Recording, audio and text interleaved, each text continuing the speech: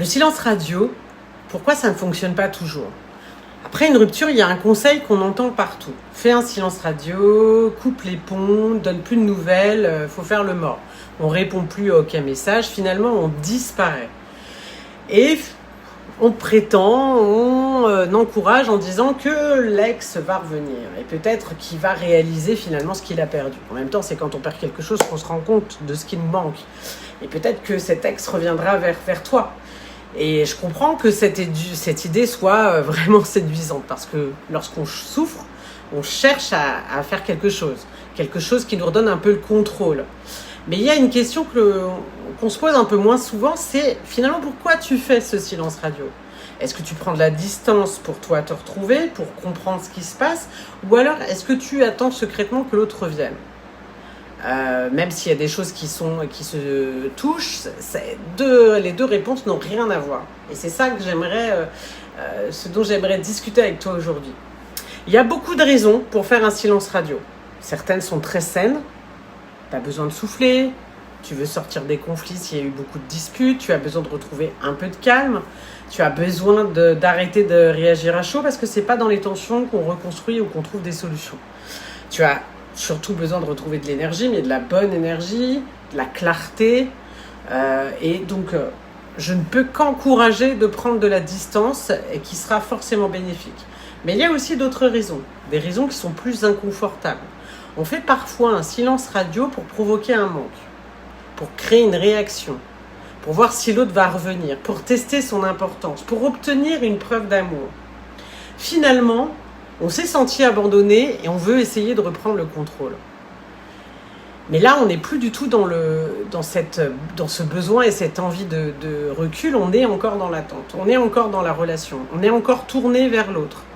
Même si ça paraît symbolique, mais même si extérieurement on ne donne plus de nouvelles, on est toujours énergétiquement rattaché à l'autre. Et alors du coup, le silence radio peut devenir une stratégie. Et ça devient parfois problématique. Parce qu'il devient comme une technique, comme une méthode, comme une formule magique, comme s'il suffisait d'appuyer sur les bons boutons pour faire revenir quelqu'un. Mais en fait, une relation humaine, surtout une relation amoureuse, n'est pas un algorithme. Une personne n'est pas une machine. Même s'il y a de la prévisibilité dans certains comportements, tu ne peux pas garantir le retour de quelqu'un avec une simple stratégie. Parce que l'autre a sa propre histoire, ses propres émotions, son propre rythme. Et certaines personnes ont besoin de partir pour réfléchir. Certaines personnes ont besoin de prendre du recul. Certaines personnes ont besoin de vivre une séparation pour comprendre ce qu'elles veulent réellement. Et puis, plus tu vas vouloir retenir quelqu'un, plus tu vas l'éloigner de toi. Et une décision prise sous pression n'est jamais une décision sincère. C'est pour ça que faire pression sur l'autre pour qu'il revienne n'a aucun intérêt. Mais le plus grand piège n'est pas là. Le plus grand piège, c'est quand tu fais un silence radio, tout en passant tes journées à attendre, tu comptes les jours, tu regardes ses réseaux, tu interprètes tous les messages, tu vérifies les connexions, tu analyses les stories, tu surveilles les changements de photos, qui a liké, etc. J'en entends tellement en séance. Finalement, tu es dans l'interprétation du moindre détail. Tu regardes ton téléphone toutes les 10 minutes et tu te dis que tu fais un silence radio. En réalité, c'est pas vraiment un silence radio parce que tu es dans l'attente, dans une attente déguisée. Tu fais semblant d'avancer, mais tu n'avances pas. Tu es juste en train de souffrir dans ton coin en attendant. Et toute ton attention reste tournée vers cette personne. Alors, loin de moi, pour avoir vécu certaines ruptures, bien sûr que quand on est attaché, c'est très dur, mais ton énergie ne doit pas rester accrochée à une réponse, à un signe, à un message, parce que ça t'épuise et ça prolonge ta douleur. Et ta vie reste suspendue à quelque chose que tu ne contrôles pas. Donc il est important de faire une distinction essentielle entre attendre et patienter. Et vous le voyez dans la plupart de mes vidéos, j'en parle. Attendre, c'est mettre sa vie entre parenthèses. C'est repousser son bonheur. C'est rester suspendu à une décision qui appartient à quelqu'un d'autre et qui est peut-être définitive. Et parfois, c'est même mieux pour toi. Attendre, c'est vivre dans le futur, quand il reviendra, quand j'aurai ma réponse. Alors que patienter, c'est totalement différent. Patienter, c'est accepter que certaines choses pressent du temps, tout en continuant à en vivre, ou en acceptant, tout en continuant à avancer, tout en construisant. Tu peux même encore aimer quelqu'un, tu peux encore penser à cette personne, tu peux encore espérer, après tout, pourquoi pas, mais continue à vivre ta vie. Continue à voir tes amis, continue à rire, à faire des projets, à avancer, même si parfois c'est difficile, et je l'entends, je ne le nie pas. Mais continue à prendre soin de soi, continue à grandir. Ça permet à ta vie de ne pas être bloquée sur une seule question.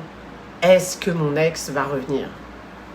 Il y a quelque chose que beaucoup de personnes oublient. Le retour n'est pas forcément une victoire. Le retour n'est pas la fin de l'histoire. Parce que si même ton ex revient, il reste une question essentielle. Qu'allez-vous faire de ce retour ? Qu'allez-vous faire de l'histoire précédente ? Parce qu'on ne reconstruit pas une relation sur des ruines de l'ancienne. Si vous vous êtes séparés, c'est qu'il y avait une raison, une difficulté, une blessure, un déséquilibre. Et je parle de relations saines. Je ne parle pas des histoires avec des relations toxiques où on s'accroche et là, la rupture, il faut fuir. Si deux personnes se retrouvent exactement de la même manière, avec les mêmes habitudes, les mêmes peurs, les mêmes comportements, alors elles créent souvent les mêmes problèmes. Et 6 mois après, même s'il y a une période de lune de miel, on se sépare. Et beaucoup de gens font cette erreur-là.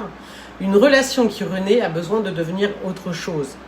Pas une copie de ce qui existait avant, quelque chose de beaucoup plus conscient, de plus mature, qui a grandi finalement. Et c'est aussi pour ça que le temps est parfois nécessaire.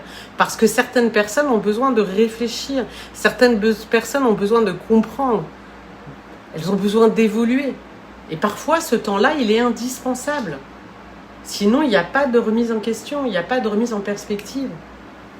Alors, je ne dis pas qu'il ne faut pas faire de silence radio. Je ne suis pas en train de dire qu'il ne faut jamais essayer de reconstruire une relation. Évidemment que non. Je suis simplement en train de te dire que la vraie question n'est pas comment faire revenir mon ex.